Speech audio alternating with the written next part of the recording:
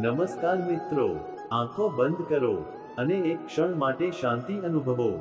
ક્યારેક જીવનમાં એવી વાતો હોય છે જે આપણે સાંભળીએ તો પણ સમજતા નથી, પણ જ્યારે સમય પસાર થાય છે ત્યારે સમજાય છે કે જો એ વાત પહેલા સમજાઈ હોત તો જીવન કેટલું બદલાઈ શકત.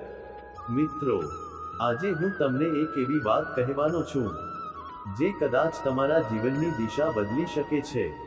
ઘણા લોકો જીવનમાં મહેનત કરે છે, દોડે છે, પૈસા કમાય છે, સફળતા મેળવવાનો પ્રયત્ન કરે છે, પણ છતાં પણ તેમને અંદરથી શાંતિ મળતી નથી. શા માટે? કારણ કે માણસ બહાર બધું શોધે છે પણ અંદરની શક્તિ ભૂલી જાય છે. મિત્રો, આ દુનિયામાં સૌથી મોટી શક્તિ મન અને વિશ્વાસની છે. જો માણસનો વિશ્વાસ મજબૂત હોય તો મુશ્કેલ પરિસ્થિતિ પણ તેનાથી હારી જાય છે, પણ જો વિશ્વાસ નબળો હોય તો નાની મુશ્કેલી પણ પર્વત જેવી લાગે છે. ભગવાને દરેક માણસને એક ખાસ શક્તિ આપી છે, પણ 99% લોકો આ શક્તિને ઓળખતા જ નથી. આ શક્તિ શું છે? આ શક્તિ છે સકારાત્મક વિચાર અને ભક્તિ. જ્યારે માણસ સચ્ચા દિલથી ભગવાનને યાદ કરે છે ત્યારે તેના જીવનમાં અજબ ફેરફાર થવા લાગે છે. ઘણા લોકો કહે છે કે ભગવાન ક્યાં છે? પણ સત્ય એ છે કે ભગવાન દરેક જગ્યાએ છે. ભગવાન મંદિરમાં છે, ભગવાન પ્રકૃતિમાં છે, અને ભગવાન તમારા અંદર પણ છે.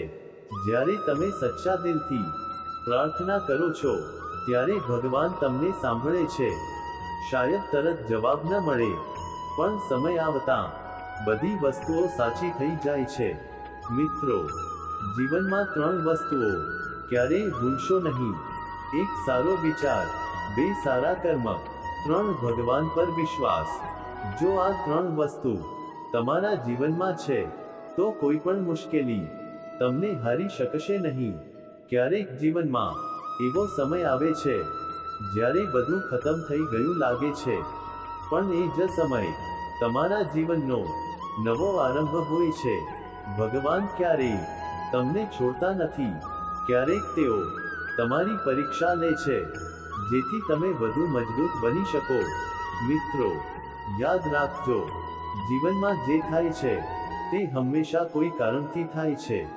ક્યારેક નુકસાન આગળના મોટા લાભ માટે હોય છે, ક્યારેક દુઃખ આપણે વધુ સમજદાર બનાવવા માટે આવે છે, અને ક્યારેક મુશ્કેલી આપણી અંદરની શક્તિ જગાડવા માટે આવે છે. તેથી ક્યારેય હાર માનશો નહીં. ભગવાન પર વિશ્વાસ રાખો અને સારા માર્ગ પર ચાલો. સમય આવતા તમારું જીવન પણ પ્રકાશથી ભરાઈ જશે. મિત્રો, જો તમે દિલથી માનશો તો ચમત્કાર જરૂર થશે. અને કદાચ આ વિડિયો પણ તમારા જીવનમાં એક સંકેત બની શકે છે. જો તમને આ વાત સાચી લાગી હોય તો આજેથી એક નાનો સંકલ્પ કરો. દરરોજ થોડી ક્ષણ ભગવાનને યાદ કરો અને સારા કામ કરો. તમારું જીવન ખૂબ બદલાતું જોઈશો. મિત્રો, જીવનમાં એક ખૂબ જ મહત્વની વાત સમજવી જરૂરી છે. ઘણા લોકો આખું જીવન બીજાઓને દોષ આપતા પસાર કરી દે છે. કોઈ કહે છે મારી પરિસ્થિતિ ખરાબ છે, કોઈ કહે છે મારા નસીબ ખરાબ છે, પણ સત્ય એ છે કે માણસનું નસીબ તેના વિચારો અને કર્મોથી બને છે. જો માણસ સારા વિચારો રાખે અને સારા કામ કરે તો ધીમે ધીમે તેના જીવનમાં પણ સારા પરિણામ આવવા લાગે છે. મિત્રો, ક્યારેક જીવનમાં નાની નાની ખુશીઓ પણ મોટી લાગવા લાગે છે.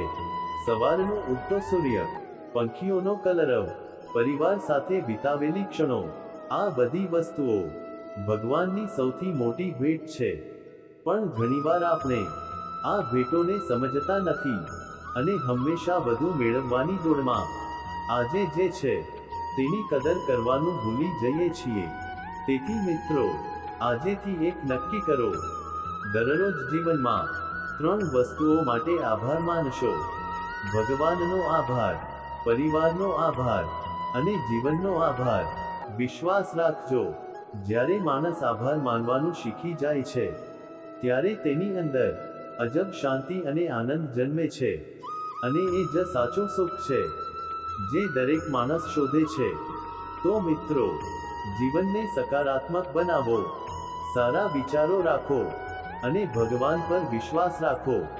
એક દિવસ જરૂર આવશે જ્યારે તમારું જીવન પણ પ્રકાશ અને ખુશીઓથી ભરાઈ જશે.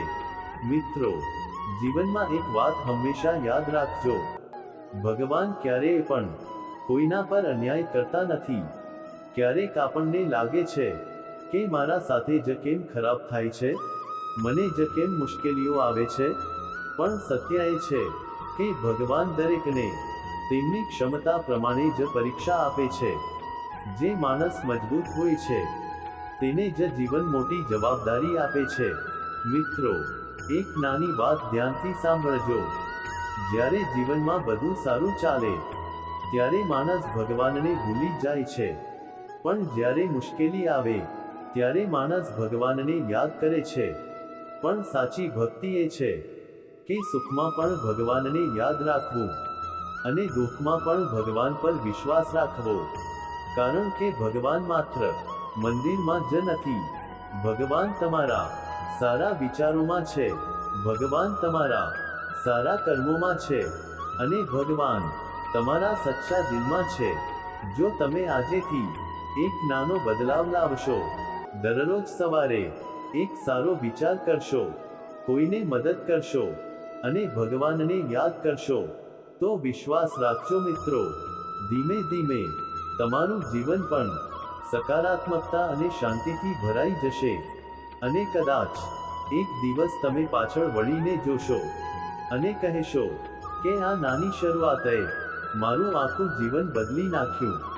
ધન્યવાદ મિત્રો. જય શ્રી કૃષ્ણ.